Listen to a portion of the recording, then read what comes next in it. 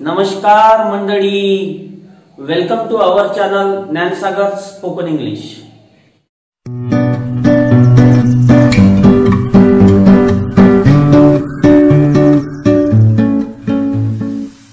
In this video we will discuss relative pronouns. What to discuss? Relative pronouns. लक्ष द्या, या पटापट या, लवकर लवकर, उशीर नाही करायचं, पटापट याचं.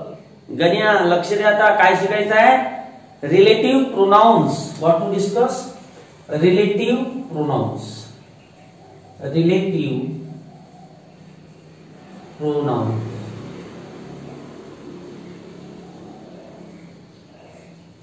रिलेटिव्ह प्रोनाउन्सला मराठीमध्ये म्हणत असतात संबंधित. संबंधित सर्वनाम. संबंधित सर्वनाम म्हणत असतात. संबंधित सर्वनाम, संबंध, संबंध दाखवणारे सर्वनाम असतात हे. पण याच्यामध्ये कन्फ्युज होते. गण्या कसं म्हणशील? आता बघा, मी दोन वाक्य तुम्हाला देतो आणि त्यामधून तुम्हाला सांगायचं आहे की कोणतं रिलेटिव्ह प्रोनाउन आहे आणि कोणतं इंटरॉगेटिव्ह प्रोनाउन आहे. लक्ष द्या. जसं एक एक्झाम्पल घेतलं, हु आर यू. लक्ष द्या, आपण सुरुवात आता बघू. आपण पहिले फरक काय आहे. ओके, जसं आता हे दोन सेंटेन्स तुम्हाला दिले. I met the boy who knows English. आता हे दोन सेंटेन्स तुमच्याकडे आहे. गण्या लक्ष द्या, चांगल्या पद्धतीनं समजलं पाहिजे, फार डोक्यातच गेलं पाहिजे, असं फॉरेवर साठी निघालं नाही पाहिजे. आता हु आर यू आणि I met the boy who knows English. आता बघा, या वाक्यामध्ये हु आहे आणि इथे हु आहे. आहे का नाही? दोन ठिकाणी हु आलं ना रे गण्या. आता ओके, आता इथे हु कशासाठी विचारलेला आहे? प्रश्न विचारण्यासाठी. Who are you, who is he, who is she. आहे का नाही? आता इथे हु कोणतं काम करत आहे? प्रश्न विचारण्याचं काम करत आहे. इथं आपण प्रश्न विचारण्यासाठी वापरलेला आहे. सब्जेक्ट येण्यासाठी, सब्जेक्ट बद्दल माहित करून घेण्यासाठी आपण हु नी प्रश्न विचारलेला आहे पहिल्या वाक्यामध्ये. चांगल्या प्रकारे लक्ष द्या रे बाबांनो. लई सर्कस असते इंग्रजी, समजलं तर चांगलं आहे का नाही? सोपी भाषा आहे सगळ्या जगामध्ये, पण समजलं पाहिजे, त्याच्यासाठी चांगल्या प्रकारे ऐकावं लागेल आपल्याला. तर इथे हु, आता इथं दिसते ना, इथं क्वेश्चन मार्क आहे. इथं हु म्हणजे हुने इथं प्रश्न केलेला आहे, म्हणजेच इथे हा जो हु आहे इंटरॉगेटिव्ह प्रोनाउन आहे. ते आपण शिकलो इंटरॉगेटिव्ह प्रोनाउनच्या व्हिडिओमध्ये, पाहून घे जा. ओके, तो इथे हु याचा उपयोग आपण प्रश्न विचारण्यासाठी केलेला आहे. दुसऱ्या सेंटेन्स मध्ये बघा, आय मेट द बॉय. मी मुलाला भेटलो. आय मेट द बॉय, मी मुलाला भेटलो. हु नोज इंग्लिश, ज्याला इंग्रजी माहित आहे किंवा ज्याला इंग्रजी येते त्या मुलाला मी भेटलो. कोणत्या? ज्या मुलाला इंग्रजी येते त्या मुलाला भेटलो. म्हणजे त्या मुलाला भेटलो ज्या मुलाला इंग्रजी येते. म्हणजेच आता इथे हु कोणतं काम करत आहे? हुचं काम प्रश्न विचारण्यासाठी केलेलं आहे का? नाही. इथं दोन वाक्य आहेत, आय मेट द बॉय आणि हु नोज इंग्लिश. बघा, I met the boy who knows English. इथे दोन सेंटेन्स आहे. याला मी अलग पण लिहू शकतो. I met the boy he knows English. आता मी अलग अलग केलं. काय केलं? अलग अलग केलं. आय मेट द बॉय, मी मुलाला भेटलो. ही नोज इंग्लिश, त्याला इंग्रजी येतं किंवा त्याला इंग्रजी माहित आहे. मग आता इथे हा इथे ही बघा, इथे ही आलेला आहे, पण इथं मी हीच्या ठिकाणी काय यूज केलेलं आहे? हु यूज केलेलं आहे. काय केलेलं आहे? हु यूज केलेलं आहे. मग आता इथे हे दोन्ही सेंटेन्स अलग अलग बोलण्यापेक्षा आपण असं एकत्र पण बोलू शकतो पण इथे हा जो हु आहे याने काय केलेला आहे, तो कशासाठी आलेला आहे, जे पहिलं वाक्य आहे, पहिलं I met the boy, first sentence, आणि हा सेकंड सेंटेन्स. मग पहिल्या सेंटेन्स मध्ये जे नाउन आलेलं आहे द बॉय आहे नाउन, तर याच नाउन बद्दलचं वाक्य दुसरं आहे. म्हणजे पहिल्या वाक्यामध्ये जे नाउन आलेलं आहे त्या नाउन बद्दल इन्फॉर्मेशन, त्या नाउनची इन्फॉर्मेशन हे दुसरं वाक्य दिलेलं आहे. आणि तो बॉय जो पहिल्या वाक्यामध्ये नाउन आलेला आहे तो दुसऱ्या वाक्यामध्ये काय आहे, सब्जेक्ट आहे, कर्ता आहे, कर्ता. बघा ना, ही कोण आहे, आय मेट द बॉय, मी मुलाला भेटलो. He knows English, he knows English म्हणजे त्याला इंग्रजी येते किंवा त्याला इंग्रजी माहित आहे. म्हणजेच आता ही कोण कोणासाठी वापरलं, या पहिल्या वाक्यामधील द बॉय साठी वापरलं. ओके, आणि त्या प्रकारे तसंच इथे मी ही न वापरता हिच्या ठिकाणी काय यूज केलेलं आहे, हु यूज केलेलं आहे. म्हणजे हु कोणासाठी, आता जसा ही बॉय साठी वापरलेलं तसंच हु कोणासाठी वापरलेला आहे, द बॉय साठीच वापरलेला आहे. ओके, म्हणजेच पहिल्या वाक्यामध्ये जे नाउन आहे त्या नाउन बद्दल दुसरं सेंटेन्स जर माहिती देत असेल तर त्या ठिकाणी ओके आपण इथे हु यूज केलेला आहे. हे पहिलं काम आहे. म्हणजे पहिल्या वाक्यामधील एखादं नाउन दुसऱ्या वाक्यामध्ये जर येत असेल तर त्या नाउनच्या ठिकाणी आपण हु वापरलेला आहे. इथे हु वापरलेला आहे. ओके, दुसरं काम काय केलेलं आहे की दोन अलग अलग सेंटेन्स जॉईन केलेले आहे. जॉईन, बघा, कंबाईन झालेलं आहे. म्हणजेच आपण इथं हु हे दोन काम करत आहे. एक पहिल्या वाक्यामध्ये नाउनचं रिलेशन दाखवणारं दुसरं वाक्य आहे ते रिलेशन दाखवण्यासाठी यूज केलेलं आहे. आणि दोन सेंटेन्स जॉईन करण्यासाठी पण तो काम करत असतो. ओके, म्हणजे चिपकवण्याचं काम करत असतो. फेविकल पाहिलं नाही का, पांढरं पांढरं राहते, ते कोणतं काम करत असते, दोन वस्तू जोडत असते. काय करत असते, जोडत असते. फेविक्विक आपण वापरतो ना रे गण्या, घेतो ना, चिपकवतो काही, आपण वापरतो का नाही. तर मग फेविकलचं कोणतं काम आहे, दोन वाक्य जॉईन करणे. ओके, आहे का नाही. मग फेविकल काय झाला, आता काय झाला रे, त्याला आपण कंजक्शन म्हणत असतो. कंजक्शन म्हणजे कंजक्शनला काय म्हणत असतो, उभयान्वयी अव्यय, म्हणजे जोडण्याचं जे काम करत असते त्याला आपण ग्रामर भाषेमध्ये, ग्रामॅटिकल लँग्वेज मध्ये कंजक्शन म्हणत असतो ना. आपल्या वस्तू जे जोडण्याचं काम आहे त्याला फेविकल म्हणत असतो. तर त्याचंच काम करत असते ते फेविकल सारखं. पाणी इथे दोन वाक्य हुनी जॉईन केलेलं आहे. म्हणून इथे हु हा काय आहे, आता रिलेटिव्ह प्रोनाउन आहे, संबंधित सर्वनाम आहे. कारण पहिल्या वाक्यामधील संबंध दुसऱ्या वाक्यात दाखवण्याचं काम हुनी केलेलं आहे. म्हणून हुला काय म्हणू, आता रिलेटिव्ह प्रोनाउन्स.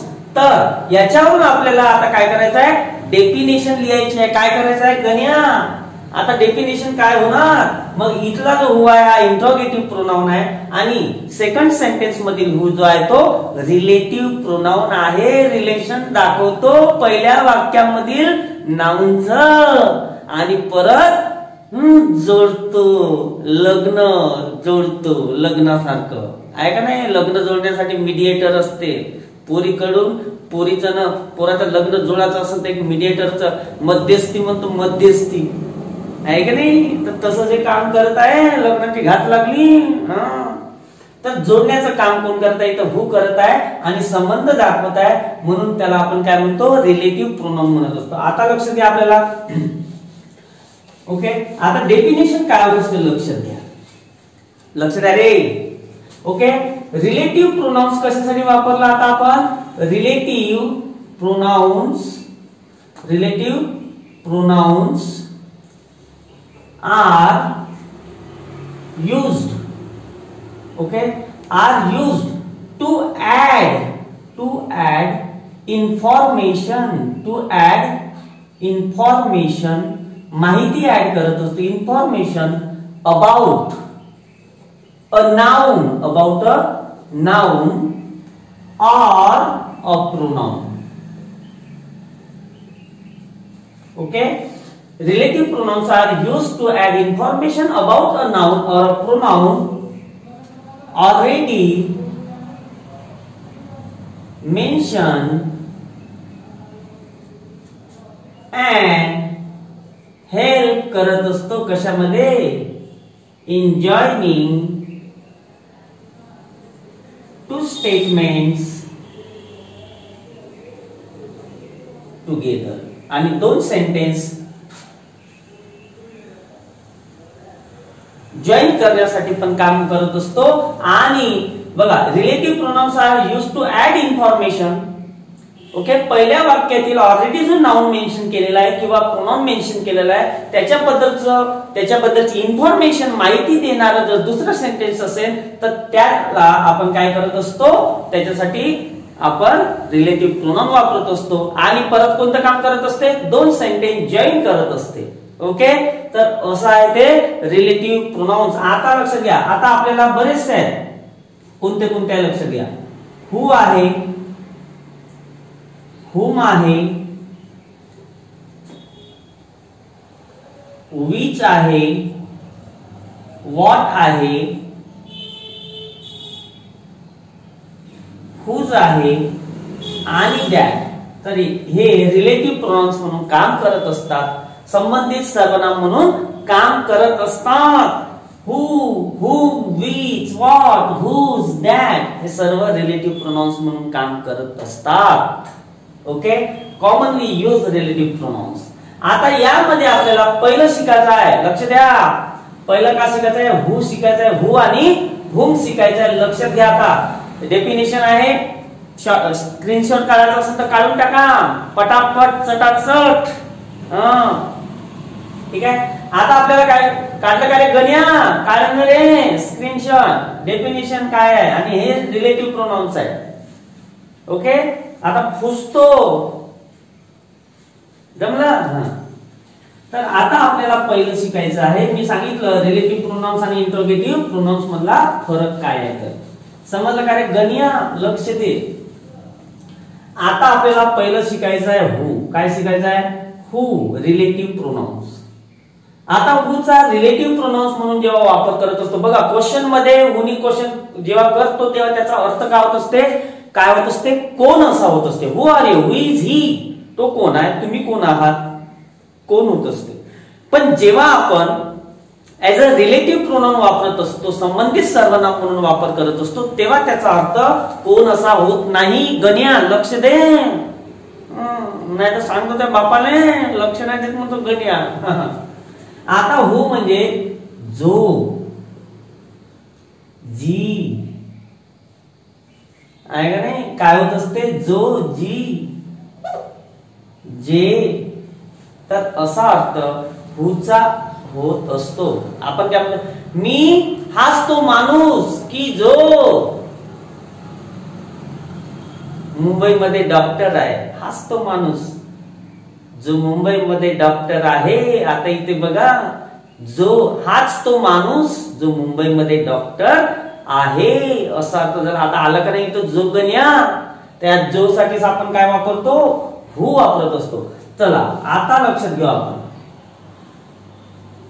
वाक्य घेऊ आता वाक्यावरून समजू आता आपण का कशा प्रकारे तो रिलेटिव्ह प्रोनाउन म्हणून वापरतात जो जी जे असा अर्थ होत असते ओके आता लक्षात घ्या I met the boy sentence I met the boy दोन वाक्य अलग अलग घेऊ पहिलं म्हणजे तुम्हाला जोडता यायला पाहिजे ना जुगार करता आला पाहिजे ना I met the boy he knows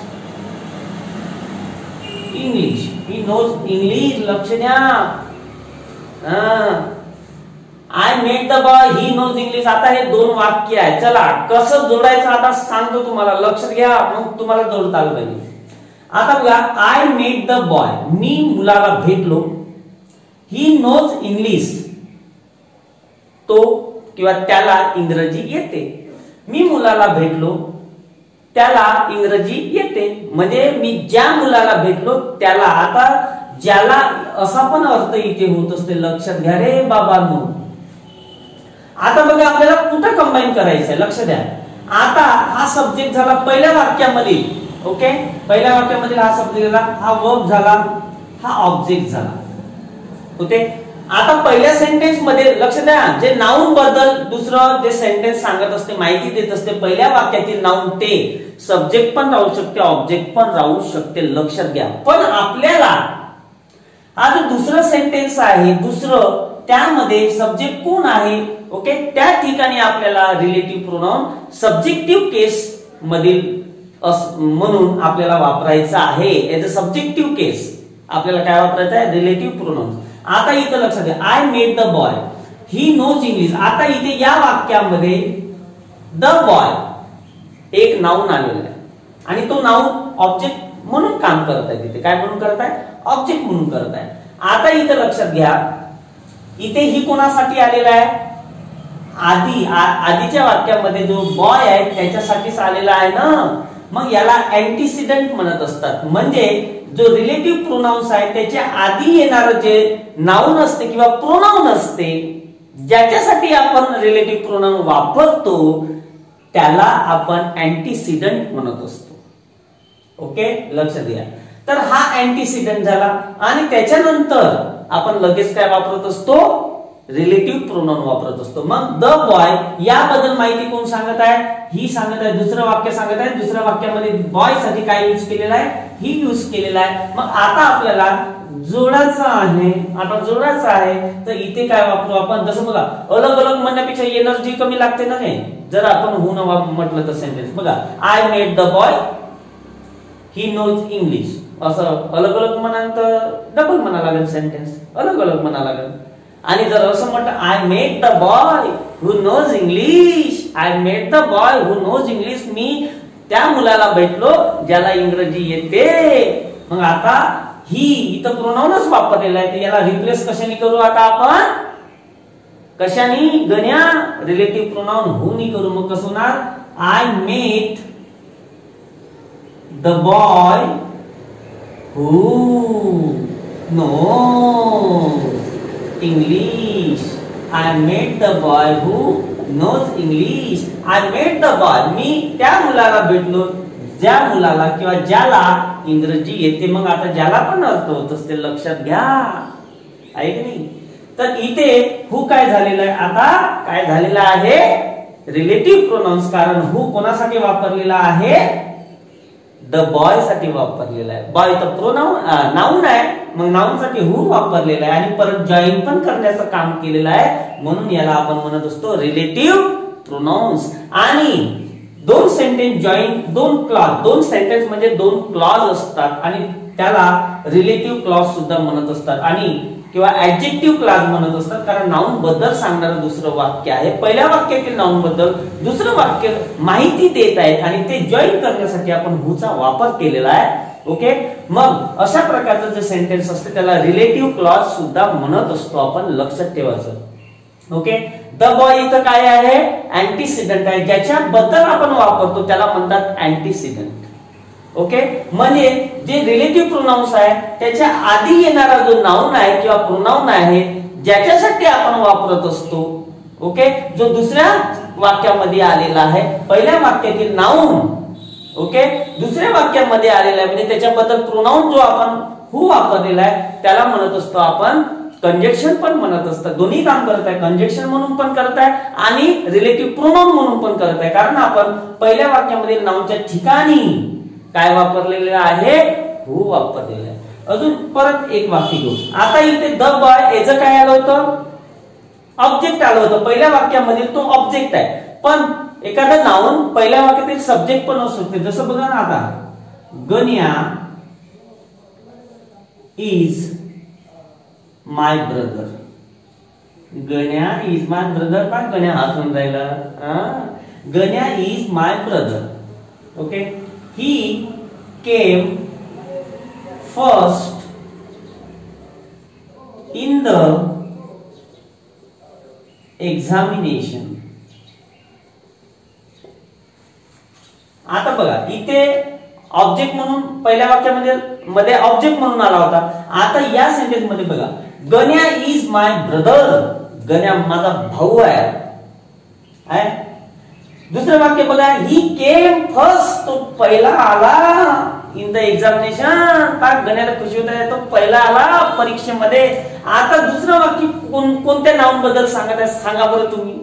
जे पहिल्या वाक्यामध्ये सब्जेक्ट मध्ये जो गण्या आहे, गण्या याच नाउन बद्दल दुसरं वाक्य माहिती देत आहे, इन्फॉर्मेशन ऍड करत आहे, म्हणजे सांगत आहे. म्हणजे पहिल्या वाक्यातील नाउन बद्दलचं वाक्य दुसरं सुद्धा आहे.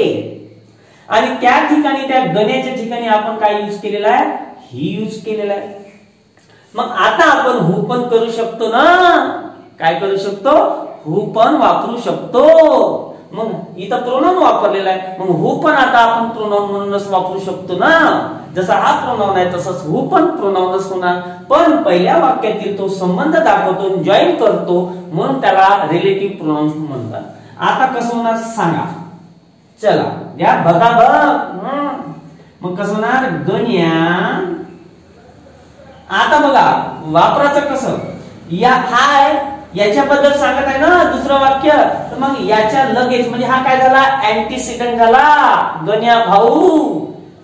ओके, ज्याच्याबद्दल सांगत आहे ओके तो काय झाला, अँटीसिडंट झाला. आणि तो कुठे आला पाहिजे, त्या रिलेटिव्ह प्रोनाउनच्या आधी आलं पाहिजे. ओके, ज्याच्यासाठी वापरत आहोत आपण ओके तो त्याच्या आधी काय येत असतो, अँटीसिडंट येत असतो. म्हणजे ज्याच्याबद्दल सांगते सरळ सोप्या भाषेमध्ये पहिल्या वाक्यामध्ये ज्या नाउन बद्दल सांगत असतो दुसरं वाक्य ओके, तर त्या नाउनला आपण म्हणत असतो अँटीसिडंट. ओके, आणि तो काय येत असते, रिलेटिव्ह प्रोनाउनच्या आधी येत असतो. मग आता हे सेंटेन्स घ्यायचं का हे घ्यायचं, इथं कन्फ्युजन आहे माझं. दुसऱ्या सेंटेन्स मध्ये आपल्याला हु वापरायचा आहे हीच्या ठिकाणी ओके गण्यासाठी.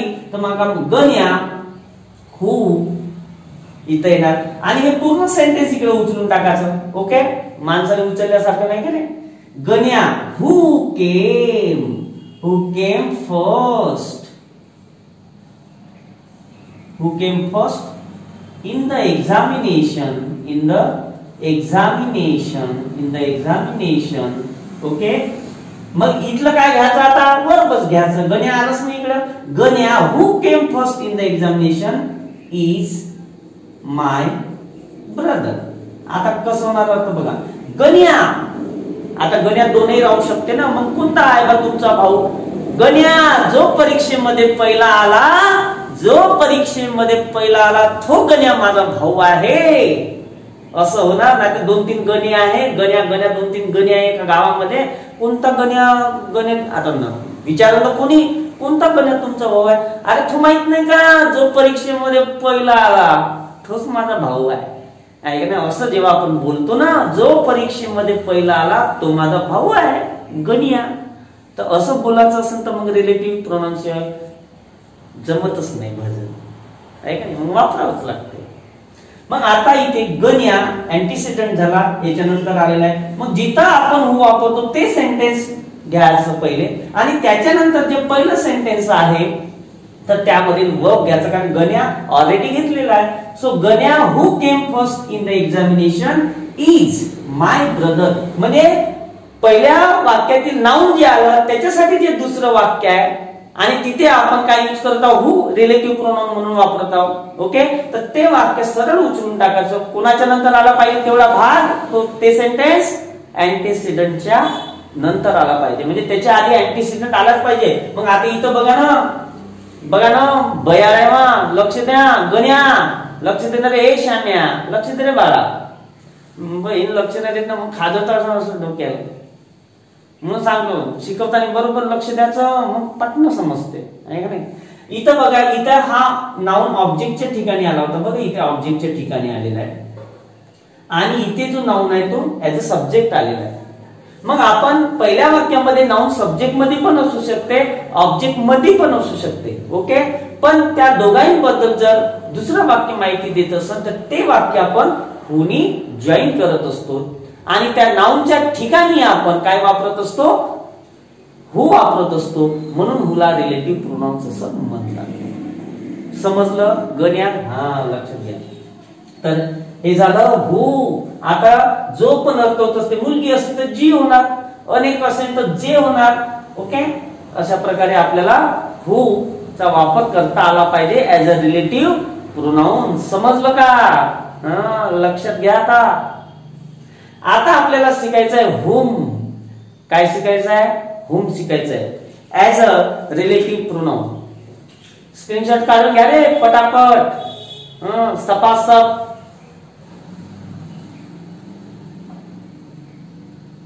काढलं का?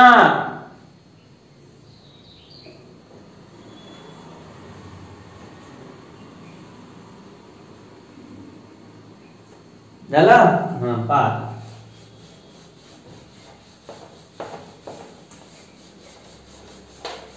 समजून घ्यायचं रे, बयासारखी कामं नका करू. समजलं पाहिजे. आता लक्ष द्या, दुसरं आहे whom. whom म्हणजे ज्याला.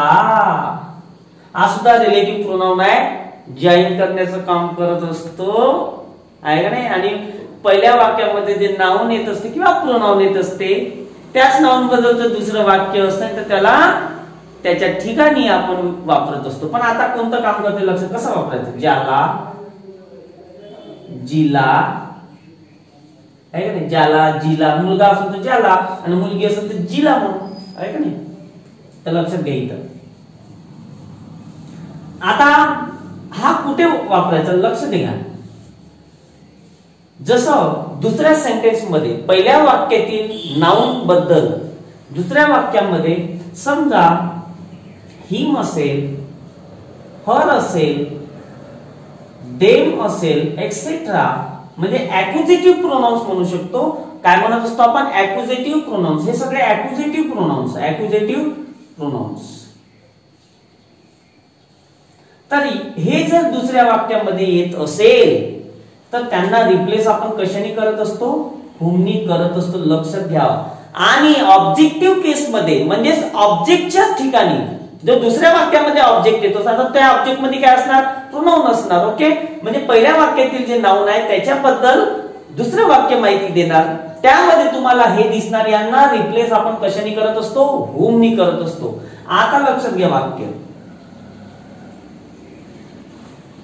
ओके, आता आपल्याला वाक्य घ्यायचं आहे. लक्षात घ्या.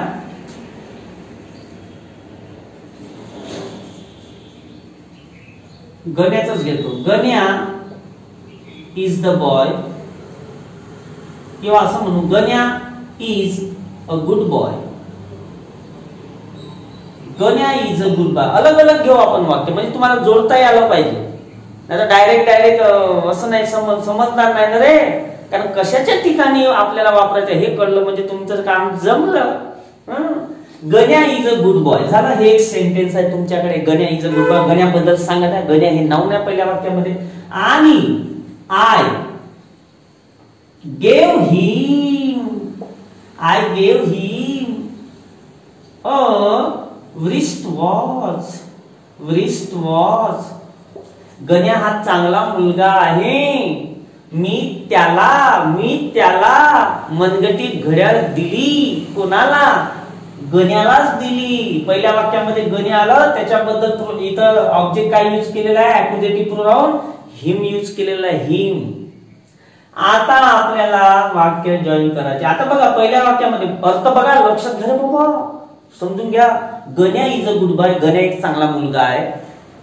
दुसरं वाक्य आय गेव हिम, मी त्याला दिलं.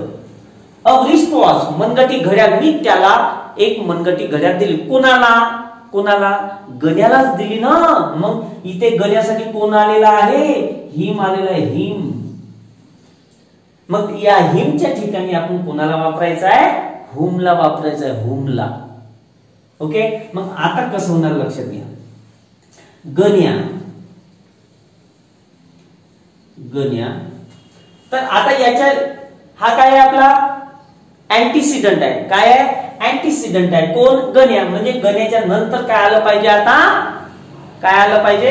हे दुसरं वाक्य आलं पाहिजे पूर्ण. पण इथे काय करायचं आपल्याला? इथे आहे ना हिम, इथे आहे ऍक्युझेटिव्ह प्रोनाउन, आहे का नाही? आणि यांच्या ठिकाणी यूज करायचं, म्हणून यांच्या ठिकाणी वापरायचं आपल्याला whom. तर हे गण्याच्या लगेच आलं पाहिजे. ओके, मग Ganya whom. Okay, Ganya whom I gave a wristwatch is a good boy. Ganya whom ज्याला मी घड्याळ दिली एक चांगला मुलगा आहे. गण्या ज्याला मी घड्याळ दिली, ज्याला मी मनगटी घड्याळ दिली तो चांगला मुलगा आहे. मग इथे आता ज्याला या अर्थाने मी काय वापरलं, हुम वापरलं. ओके, कोणाबद्दल माहिती सांगत आहे? पहिल्या वाक्यामध्ये जो गण्या आलेला आहे त्याच्याबद्दल सांगत आहे, पण मी कोणाच्या ठिकाणी वापरलेला आहे तर कोणाच्या ठिकाणी हिम हर देम. इथं हिम आलेला आहे, ऑब्जेक्ट आलेला आहे आणि त्या ऑब्जेक्टच्या सब्जेक्टच्या ठिकाणी वापरत नाही, हा ऑब्जेक्टच्या ठिकाणी वापरत असतो आपण. मग इथे हिम हा काय आहे? ऑब्जेक्ट आहे. भलाही इथं गण्या हा सब्जेक्ट आहे, पण हा इथे ऑब्जेक्ट म्हणून आलेला आहे. हिम हा ऑब्जेक्ट आहे. मग या हिमच्या ठिकाणी मी काय वापरलं? हुम वापरलं. कोणत्या अर्थाने? की ज्याला ज्याला या अर्थाने. म्हणजे आता बघा इथे हुमनं काय केलेलं आहे? दोन वाक्य असे जोडलेले आहे फेविकल सारखं आहे का नाही. म्हणून हा कंजक्शन पण आहे. आणि पहिल्या वाक्यातील नाऊचं रिलेशन दाखवणार किंवा माहिती दाखवणार, रिलेशन म्हणा किंवा माहिती देणार वाक्य दुसरं आहे आणि तो दुसऱ्यामध्ये आहे हिम. गण्यासाठी वापरलं. ओके, पण तो काय आहे? ऑब्जेक्ट आहे. ओके, ऑब्जेक्ट म्हणून वापरत असतो आणि ऍज अ ऑब्जेक्ट सुद्धा म्हणून आपण काय वापरू? ऑब्जेक्टिव्ह केस मध्ये हुम वापरू आपण. ओके, मग यांना रिप्लेस करण्याचं काम कोण करत असतो? देम करत असतो. Him her them. Okay, etcetera यांच्या ठिकाणी आपण जनरली काय यूज करत असतो? हुम वापरत असतो. परत दुसरं एक वाक्य बघा. कांताबाई शांताबाई शांताबाई हेच कांताबाई. आता कांता लिव्स. दुसरं वाक्य घेऊ रे गण्या. कांताचं घेऊ आता. कांता लिव्स विथ अस.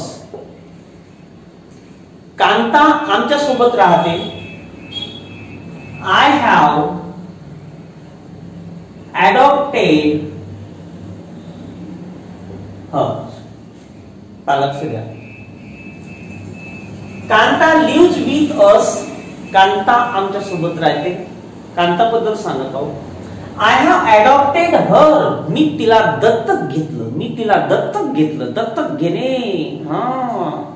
आता समजा तिचे आई वडील नसेल तर मी दत्तक घेऊन तिचं पालन पोषण करू शकतो, त्याला दत्तक घेणे म्हणतात, अडॉप्ट करणे. सो आय हॅव अडॉप्टेड हर. आता इथे बघा ऍक्युजेटिव्ह प्रोनाउन कोणता आलेला आहे? आपल्या ऍक्युजेटिव्ह प्रोनाउन कोणता आलेला आहे? हर आलेला आहे ना. आणि हा ऑब्जेक्ट म्हणून काम करत आहे. पण हा कोणासाठी आलेला आहे? सांगणारे गण्या कोणासाठी आलेला आहे? तुम्ही पण सांगा ना, काऊन असे करता?